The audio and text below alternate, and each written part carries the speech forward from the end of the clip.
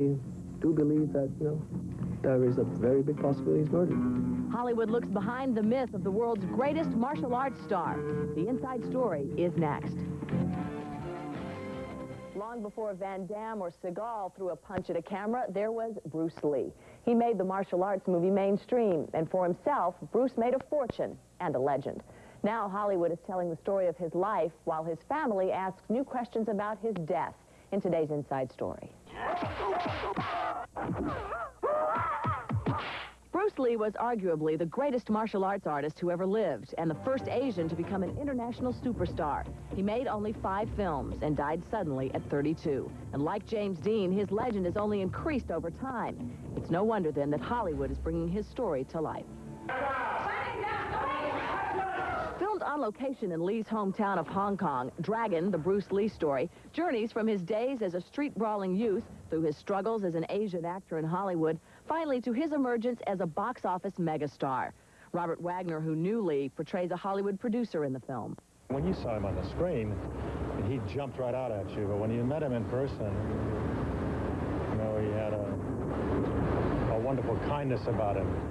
The movie, which in large part is based on a book by Lee's American wife, will also explore their interracial love story and the discrimination they faced both in Hong Kong and America. Director Rob Cohen says the film is neither an expose nor a deification of Bruce Lee's life. What this movie is a strong biography, a love story, kung fu, mystical movie about a hero, an Asian American hero. While the movie ends with Bruce at a personal peak filming Enter the Dragon, it was his sudden death shortly before the film was released, which people are still wondering about 20 years later. Lee was pronounced dead on arrival at this Hong Kong hospital July 20th, 1973. From what the autopsy said, was a swelling of the brain caused by an ingredient found in a common headache remedy. Thousands of grief-stricken fans turned out for his Hong Kong funeral, and James Coburn and Steve McQueen were pallbearers when he was laid to rest in Seattle, his wife's home. 2 decades later, many, including Lee's own brother Robert, think Bruce may have met with foul play. From the facts, our family do believe that, there is a very big possibility he's murdered. While for details as to who might have wanted his brother dead, he says a book his family is working on will put forth their theory. Meanwhile, a longtime friend of Bruce's, James DeMille, believes he was poisoned after making enemies within Hong Kong's powerful film industry. There are certain people in the film community in Hong Kong that saw him as a very big threat to their fragile world over there, their secure little world at the time, but they saw him revolutionizing the martial arts and the industry.